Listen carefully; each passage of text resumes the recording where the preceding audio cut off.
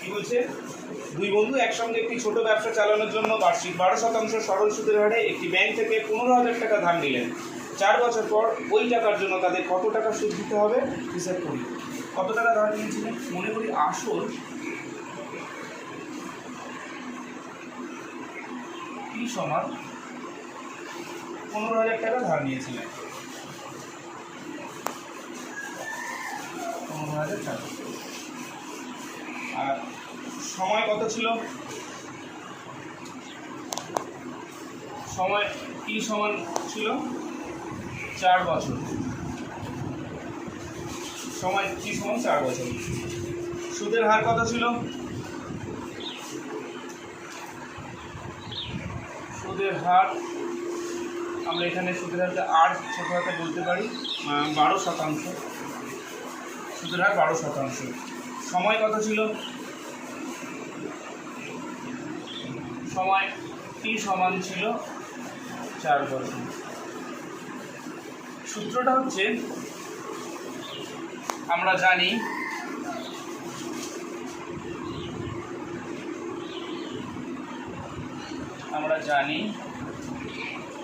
I সমান PTR/100। I সমান কত? I সমান সুদ আমরা জানি না। P সমান কত? P সমান 15,000 টাকা। T সমান কত? 4 বছর। R সমান 12/100।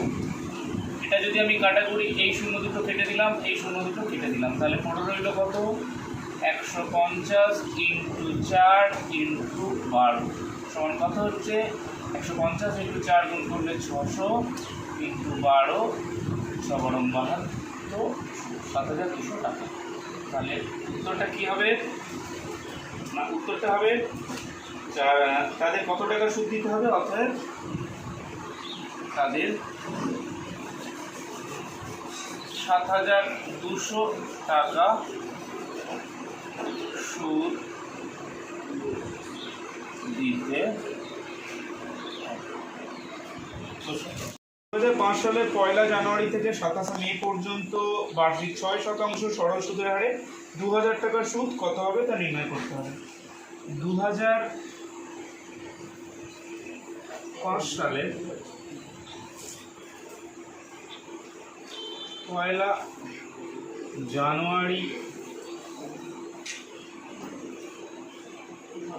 জানুয়ারি থেকে 27 মে পর্যন্ত কতদিন হচ্ছে? জানুয়ারি তোমার 31, ফেব্রুয়ারি 28, মার্চ 31, এপ্রিল 30 আর মে মাসের 27 মানে 26 দিন। কতদিন হচ্ছে? 6, 7, 15, 16, 6 হাতে 1, 3, 3 6, 3 9, 2 11, 4 14, 146 দিন। এবার যদি আমি অঙ্কটা করি, কি বলছে? 27 বার্ষিক 6% সরল সুদের হারে 2,000 টাকার সুদ কত হবে?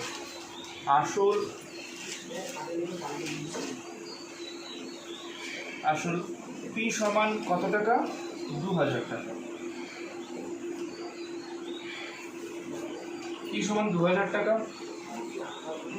আর সুদের হার কত? সময় কত? সময় টি সমান 146/365 দিন। 146 দিন আর 365 দিন 1 বছর, তাই 365/146 দিন ধরে নিতে হবে। এখানে সুদের হার কত? সুদের হার কত বলেছে? সুদের হার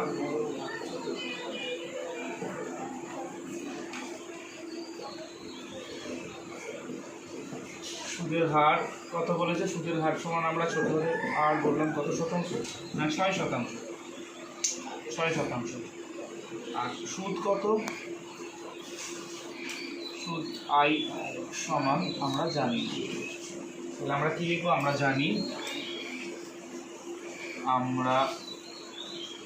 জানি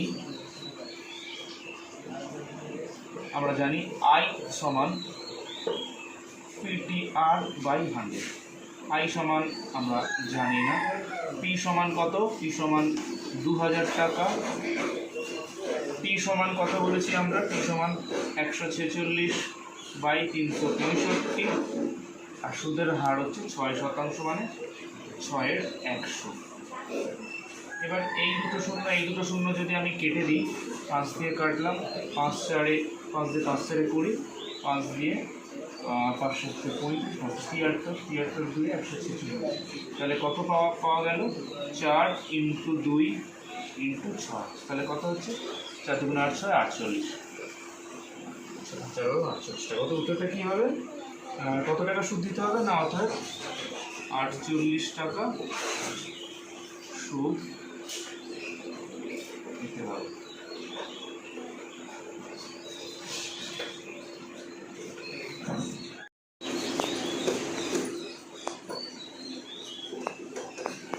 আসল পি সমান 960 টাকা। 960 টাকা। আর সুদের হার কত? সুদের হার বলেছে 8 সমান 8.13% বা 324 থেকে 25-এর 3%। আর এটাকে আমি ধরি সময় বলেছে,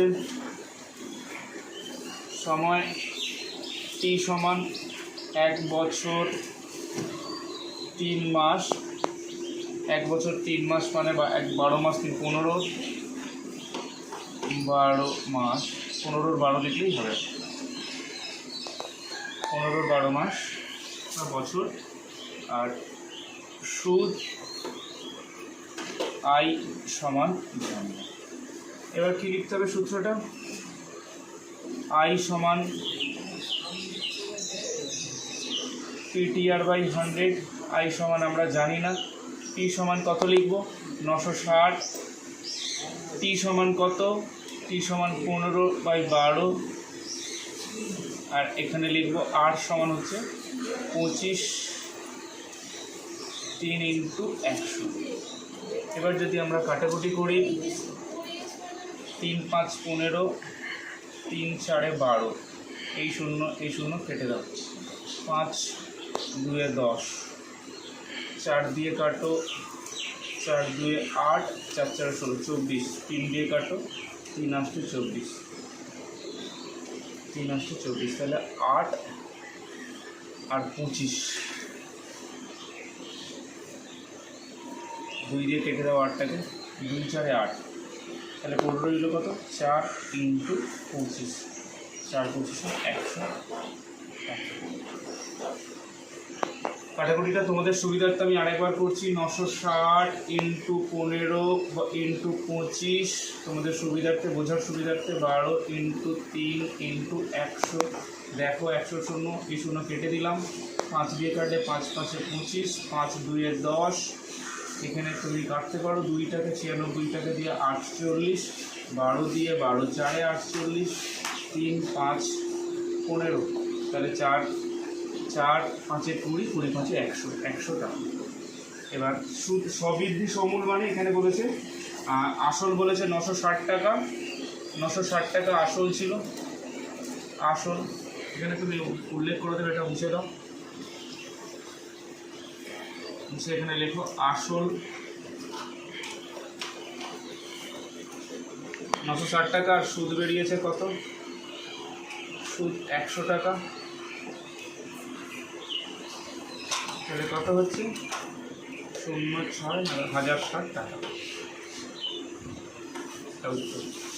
তাহলে কত কি লিখবে তুমি? 3 মাস সবৃদ্ধি সমূল কত হবে না? 960 টাকা। সবৃদ্ধি 3, অতএব সবৃদ্ধি মূল 1060 টাকা। বুঝতে কোথাও সমস্যা হলে বলো। বলেছে উৎপল বাবু তার জমি চাষের জন্য সমবায় ব্যাংক থেকে বার্ষিক 6% সরল সুদের হারে 3,200 টাকা 2 বছরের জন্য ধার নিলেন। 2 বছর পর সুদে আসলে তাকে কত টাকা সুদ দিতে হবে? 6% সরল সুদের হারে 3200 টাকা 2 বছরের জন্য ধার নিলেন। কত টাকা ধার নিয়েছিলেন? তাহলে এখানে ধরতে হবে আসল পি সমান, দেখতে পাচ্ছ অঙ্কটা, আসল পি সমান কত টাকা ধার নিয়েছিল? 3,200 টাকা। কত টাকা? 3,200 টাকা। আর সুদের হার কত ছিল? সুদের হার আর সমান ছিল 6%। আর সময় কত ছিল? সময় ছিল টি সমান 2 বছর। কত বছর? 2 বছর। 2 বছরে সুদে আসলে টাকা কত? সুদ আমাকে নির্ণয় করতে হবে। সুদ আই সমান আমরা জানি না, তাহলে আমরা সূত্রটা লিখবো একই রকম ভাবে। আমরা জানি আই সমান পিটি আর বাই 100। আই সমান আমাকে নির্ণয় করতে হবে পি সমান 3,200 টাকা, আর টি সমান হচ্ছে তোমার 2 বছর, আর এটা 6-এর 100। যদি আমি কাটাকুটি করি, এই দুটো শূন্য কেটে দিই, তাহলে পড়ে রইল আমার কত? 32 × 2 × 6। 32কে 2 দিয়ে গুণ করলে হবে 64। একে যদি আমি 6 দিয়ে গুণ করি, 4×6 = 24, 4 হাতে 6 × 36 = 38, 384 টাকা। এটা হচ্ছে তোমার সুদ। এটা কি? সুদ। আচ্ছা, আসল কত ছিল? আসল ছিল কত টাকা? সুদে আসলে বলেছে, তাহলে আসল ছিল কত টাকা? আসল ছিল 3200 টাকা। আসল ছিল কত? 3200 টাকা। 3,200 টাকা আসল ছিল। সুদ কত হয়েছে? সুদ হয়েছে 384 টাকা। তাহলে কত হচ্ছে? 4, 8, 3 দিয়ে 5, 3, 3584 টাকা তোমাকে শোধ করতে হবে। এটা তোমার অ্যান্সার। কোথাও বুঝতে সমস্যা থাকলে আমাকে বলবে। তাই তো তোমাকে আসল নির্ণয় করতে হবে। 5-এরটা তোমার সুদ দিয়েছে, আসল নির্ণয় করতে হবে। অঙ্কটা খুব ইন্টারেস্টিং অঙ্ক। দেখো তোমরা কি বলেছে? আসল পি সমান আমরা কি জানি কত টাকা? জানি না, এটা আমাদের নির্ণয় করতে হবে। আমরা কি জানি? আমরা জানি সময়টা জানি। সময়টা কতদিন ছিল? টি সমান ছিল কত বছরের জন্য? না 2 বছর। 2 বছর। কত বছর? 2 বছর। আর আমরা কি জানি? কত টাকা? না, আমরা আর একটা জানি, সুদ হিসেবে 840 টাকা পেলেন। সুদ হিসেবে পেয়েছিলেন কত টাকা? সুদ আই হিসেবে কত টাকা পেয়েছিলেন? 840 টাকা পেয়েছিলেন। কত টাকা? 840 টাকা পেয়েছিলেন। আর আমরা আরেকটা জিনিস এখানে জানি, সেটা হচ্ছে না, সুদের হার কত ছিল? সুদের হার কত ছিল? সুদের আর সমান ছিল কত শতাংশ? না 5.25%। 5.25 মানে এখানে তুমি এইভাবে করতে পারো, 5.25/100। এই শতাংশটার জন্য 100, আবার দশমিকটা তোলার জন্য এখানে আরেকটা 100 দিতে পারো। ঠিক আছে, এবার আমি কি করব? এবার সূত্রে লিখবো। আমরা জানি আই সমান PTR/100। আই সমান বলে দিয়েছে এখানে তোমার। আই সমান কত? 840 টাকা। 840 টাকা। পি সমান আমি জানি না, আমাকে নির্ণয় করতে হবে। পি লিখে দিলাম। টি সমান কত? টি সমান 2 বছর। আর সমান কত? আর সমান হচ্ছে 5 × 5 525, নিচে 100 × 100, তাই তো? এবার দেখো, কোনাকুনি গুণ করে নাও। এখানে চলে আসবে বা পি × 2 × 525, আর এই দিকে চলে আসবে 840 × 100 × 100। তাহলে এখানে আমি যদি এইভাবে করি, বা পি সমান, অর্থাৎ আসল সমান 840 × 100 × 100, আর নিচে লিখি যদি 2 × 525। এবার যদি আমি এটা কাটাকুটি করি, 25×4 = 100, 25×4 = 100, 25 দিয়ে যদি এটাকে কাটি আমি কি হবে? 25×2 = 50, 25×1 = 25, 21। আমি 2 দিয়ে যদি এটাকে কাটি কত বেরোলেন, 2 দিয়ে কেটে দিলাম।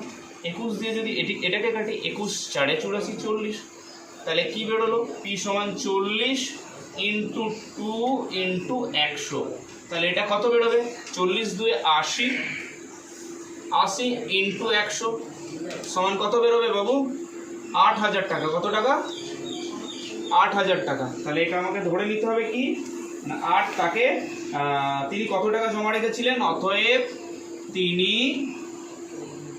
তিনি 8000 টাকা জমা রেখেছিলেন।